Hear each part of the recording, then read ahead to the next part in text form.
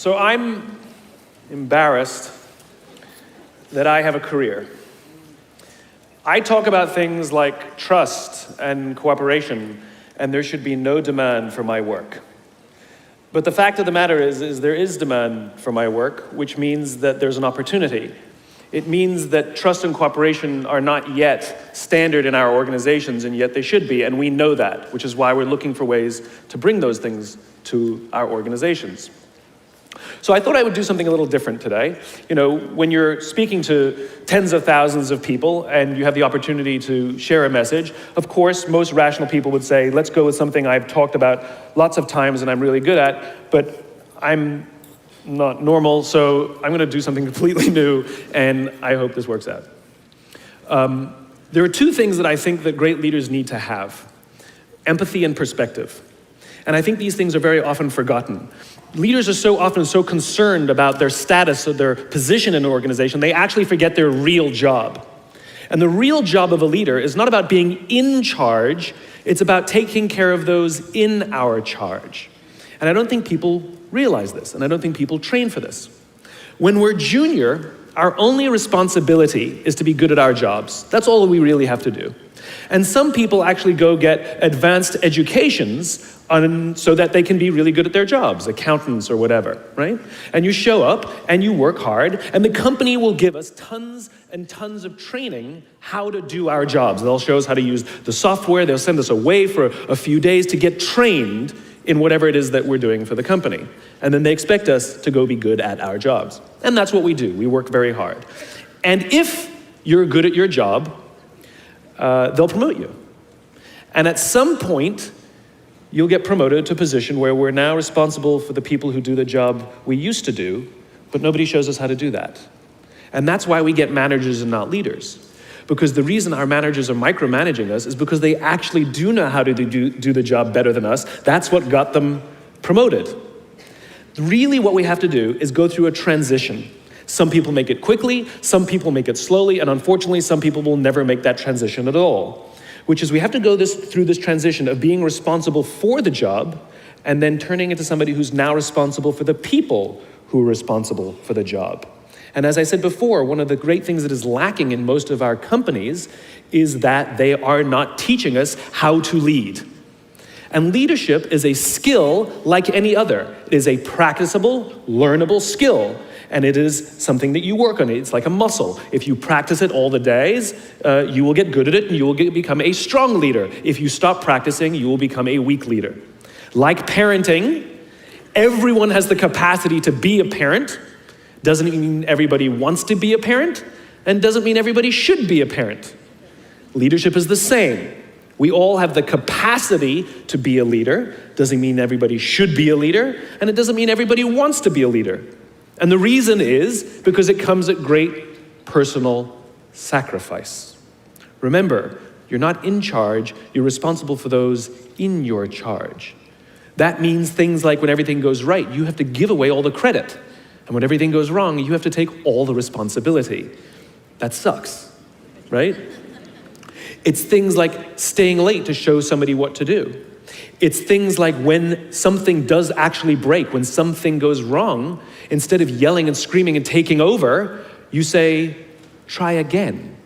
When the overwhelming pressures are not on them, the overwhelming pressures are on us. At the end of the day, great leaders are not responsible for the job. They're responsible for the people who are responsible for the job. They're not even responsible for the results. I love talking to CEOs and say, what's your priority? And they put their hands on their hips all proudly and say, my priority is my customer. I'm like, really? You haven't talked to a customer in 15 years. There's no CEO on the planet responsible for the customer. They're just not. They're responsible for the people who are responsible for the people who are responsible for the customer. I'll tell you a true story. A few months ago, I stayed at the Four Seasons in Las Vegas. It is a wonderful hotel. And the reason it's a wonderful hotel is not because of the fancy beds. Any hotel can go and buy a fancy bed. The reason it's a wonderful hotel is because of the people who work there.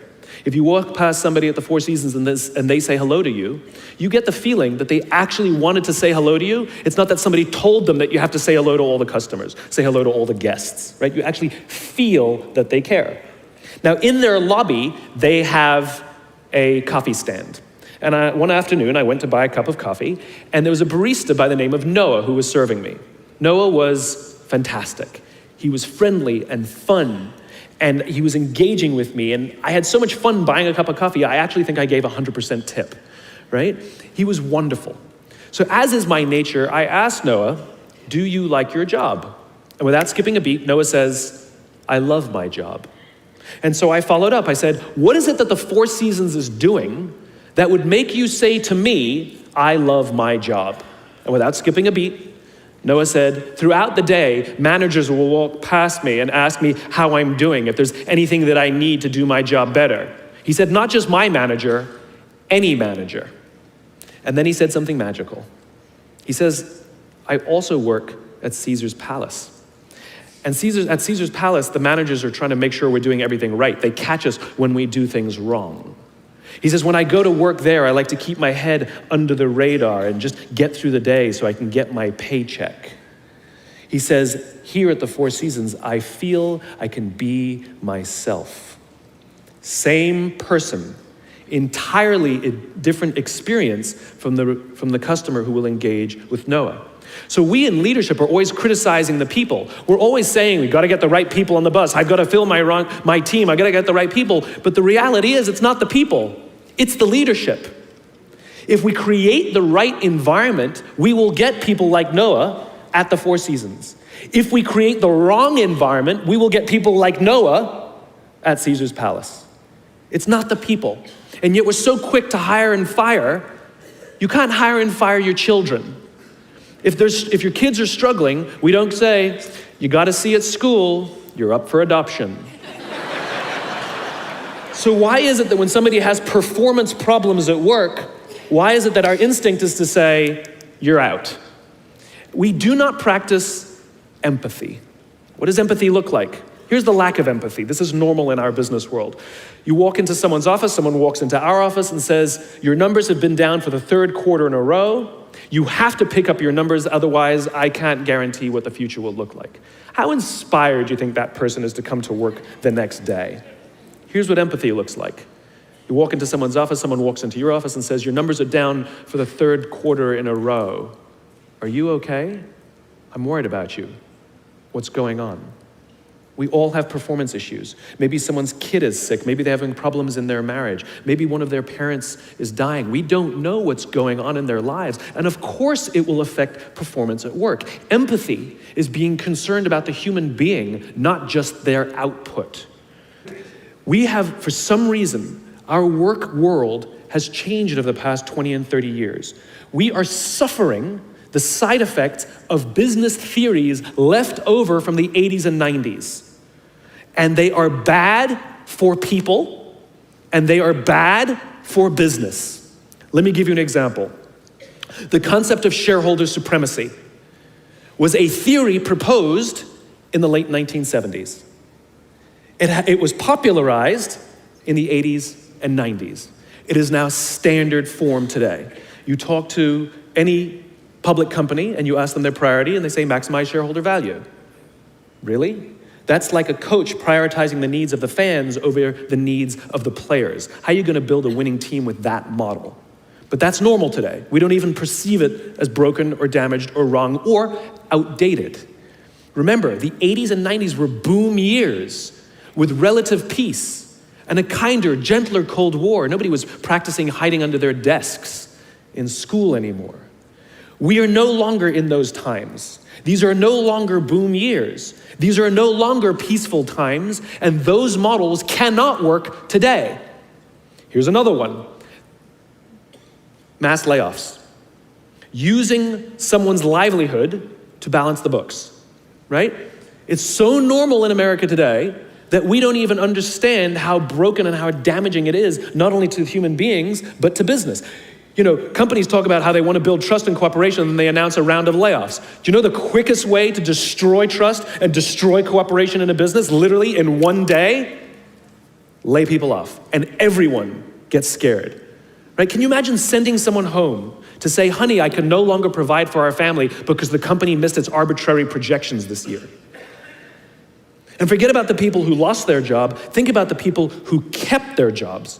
Because every single decision a company makes is a piece of communication.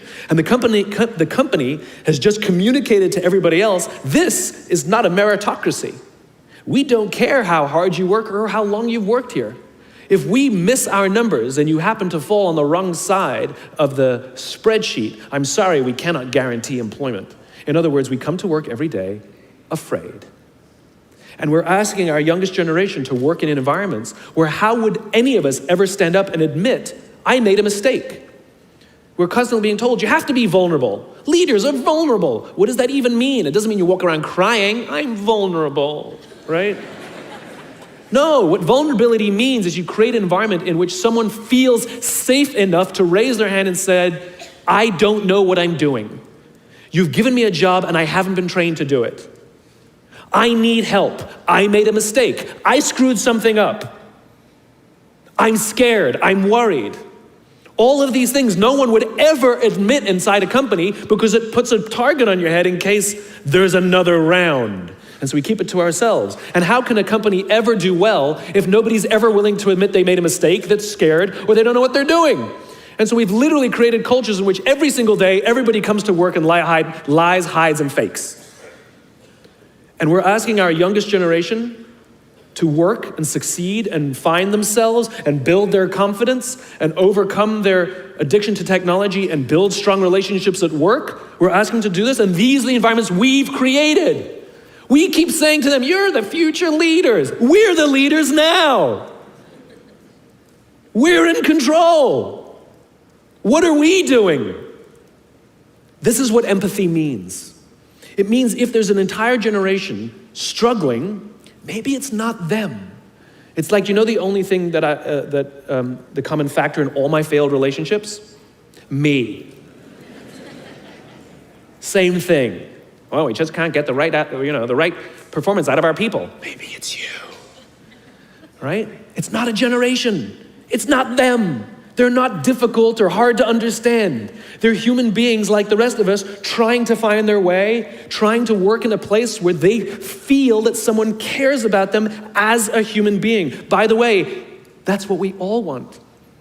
In other words, it's not even generational. It's all of us. This is the practice of empathy, that if we're struggling to communicate to someone, if we're struggling to help someone be at their natural best, I'm tired of people saying to me, how do I get the best out of my people? Really, that's what you want? They're like a towel, you just wring them. How can I get the most out of them? No, how do I help my people be at their natural best?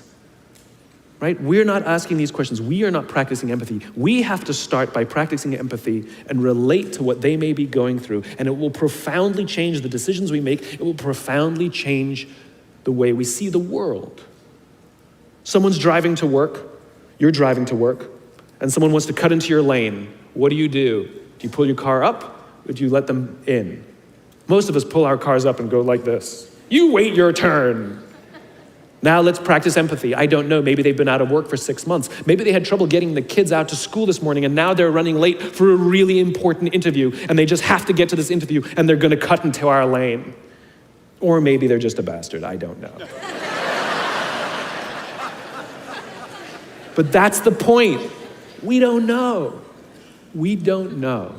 And the practice of empathy will say, I'll let them in and I'll arrive to work 1 car length late. Right? We don't always have to be right.